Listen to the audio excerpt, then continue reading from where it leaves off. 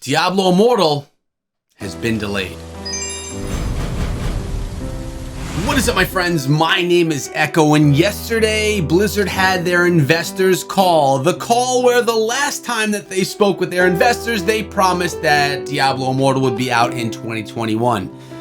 But guys, my predictions have been ruined, as have everyone else's, because they've confirmed that Diablo Immortal will no longer be released in 2021, that after the closed alpha testing, they realized they have more work to do than they thought, really, and to make everything as perfect of a game that they want to make, it's going to be out in the first half of 2022, which leads me to believe that we're not going to see Diablo Immortal until next summer, which is a bummer.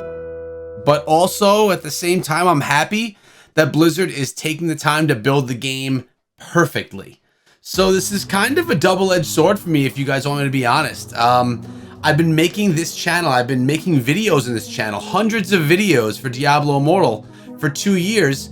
And selfishly, I want the game to come out so my channel can have some new content for you guys, so I can be playing the game and all that kind of stuff. But as far as the longevity of the game, I'm happy that they're taking the time that it's going to take to actually make the game perfect. But we have the article, and we're going to go through all of that here today. First of all, let me know your thoughts about the delay. My guess is that the majority of you are not happy about the delay. I'd say that most of you don't understand why there's a delay. I'd say that most of you are maybe even upset and angry about the delay. Let me know in the comment section below how you feel about the delay. Turns out tens of thousands of players were actually in the alphas, and that's pretty cool. I didn't realize that there were that many players. Supposedly everything went well and Blizzard had a good experience from that, and we did our jobs as testers, which is really great. I'm glad that I myself, my other content creator friends, and other people that have been playing Diablo Immortal were able to give back. But what's being said here is the game is now planned for release in the first half of 2022. So what we can really anticipate is July 2022, which, man, that's like 11 months away. I thought we were getting so close. Now, the good thing is there's going to be more testing phases. There's going to be a beta, maybe an open, maybe a closed beta. I'm not sure. Maybe a closed, then an open beta. So we are going to get the game in our hands again. It's just not going to be as soon as we thought. Now, they spoke about the PvE, the player versus environment modes inside of the game. And something cool is Heliquary bosses are now going to be attacked by raids of 8 players instead of 4, which in my opinion is excellent. Bring more players, bring more friends, have more fun beating down in the Heliquary. That's definitely a positive change, not one that takes massive amounts of time to do, but a positive change. It's good. That's good. They also spoke about bounties, and this is pretty cool. People were saying they wanted to have bounties be more fruitful. And in my opinion, bounties were always the most fruitful way to gain things and gain XP inside of the game. But now the 4 bounties that you collect, because remember, you can collect 4 bounties at a time, they're all going to be in the same zone, which is good. This means you're going to have to run around less. You're going to not have to go from zone to zone to zone to get them done. You can be really essentially more efficient with your time. It's a smart play. Don't waste people's time. Let them get the bounties done and get those rewards. And they spoke of challenge rifts as well, saying that people weren't really into pushing challenge rifts. To be honest, I was not into it either. I was one of those people.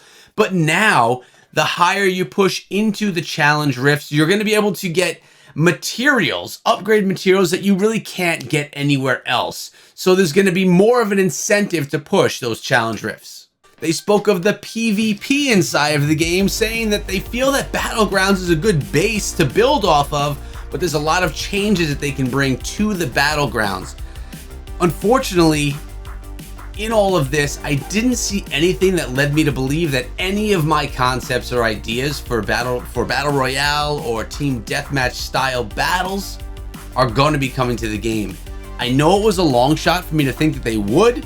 It's not your typical Diablo style game, although I do think it's a path to success.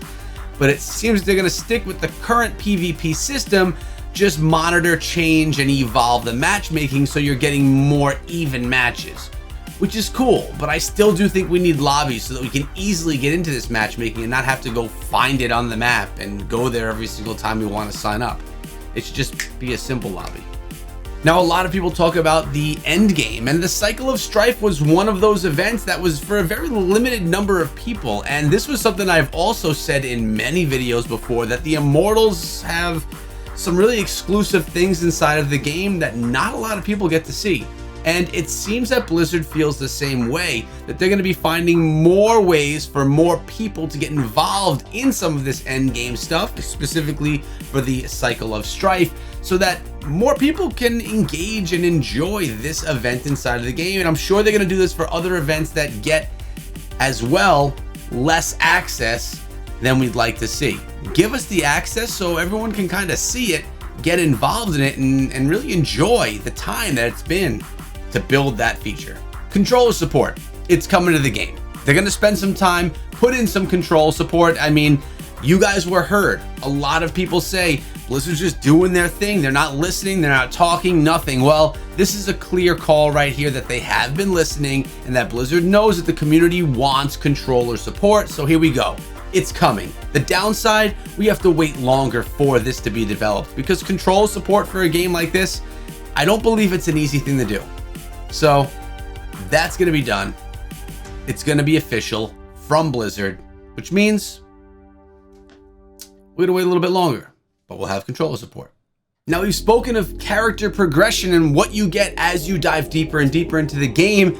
Again, Blizzard has heard this. Speaking of specifically the Paragon System, it turns out that the higher you get into the Paragon System, which if you don't know what the Paragon is, once you reach max level inside of Diablo Immortal or really any Diablo game, you then can get levels on top of max level, which are Paragon levels.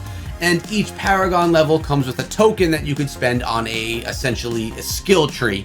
So you can get more skills and more abilities inside of the game, which is cool. But now Blizzard is going to make you get much more fruitful rewards, much more just better, stronger rewards for pushing deeper and further into the Paragon, making you want to grind more, making that grind more of an endless one.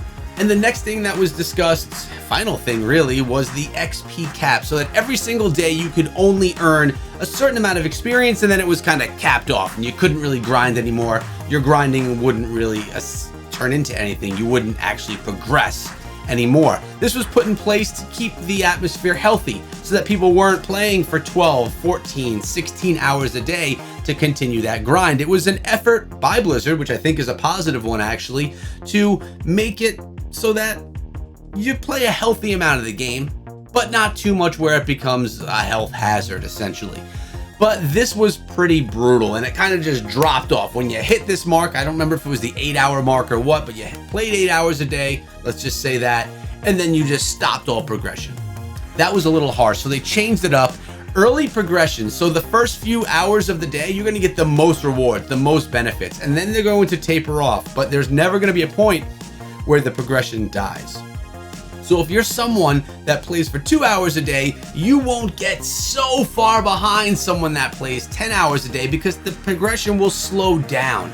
The initial hour or two of gameplay are going to be giving you the most fruitful rewards and be the most important time for you to spend in the game. So that's always keeping the more casual players not so far behind where they'll never catch up to those OG players who are literally playing and streaming all day.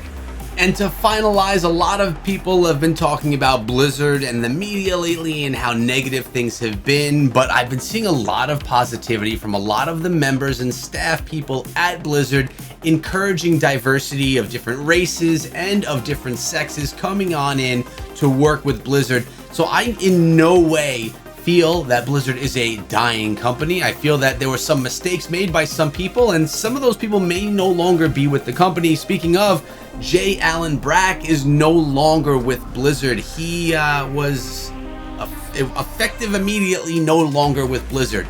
I don't know that the issues directly had to do with him, but he was the leader and I guess everything falls on the leader's shoulders. So we do have some new people stepping up to be part of the Blizzard leadership team, 2 people.